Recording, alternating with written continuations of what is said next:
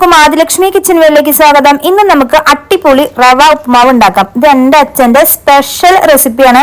ഞങ്ങളൊക്കെ ചെറുപ്പത്തിൽ സ്കൂളിൽ വിട്ട് വരുമ്പോൾ അച്ഛൻ ഉണ്ടാക്കി വെക്കുന്നതാണ്.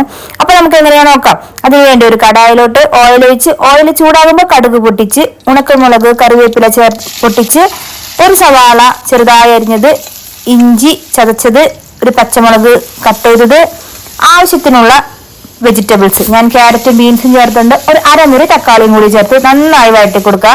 ആവശ്യത്തിന് ഉപ്പ് ചേർത്ത് കൊടുക്കുക, മഞ്ഞൾപ്പൊടി ചേർത്ത് കൊടുക്കുക. ഇനി അതിലേക്ക് വെള്ളം ചേർത്ത് നന്നായി കായ്കളൊക്കെ നന്നായി വേവിക്കുക. ഈ സമയം നമുക്ക് ഉപ്പൊക്കെ കറക്റ്റാണ് പാകത്തിന് നോക്കാം.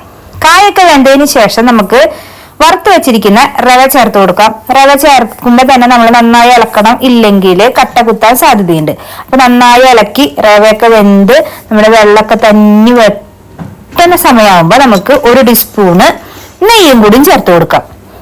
ഇനി നമുക്ക് നന്നായി തന്നെ വെള്ളമൊക്കെ വറ്റി വരുന്ന കഴിയുമ്പോൾ നമുക്ക് ഇത് കുറച്ച് പഞ്ചസാരയൊക്കെ ചേർത്ത് ഇട്ട് കഴിക്കാം. ഇല്ലെങ്കിൽ ചെറുപഴം, പൂവൻ പഴം ഉണ്ടല്ലോ, പൂവൻ പഴം കൂട്ടിക്കുഴച്ച് കഴിക്കാം.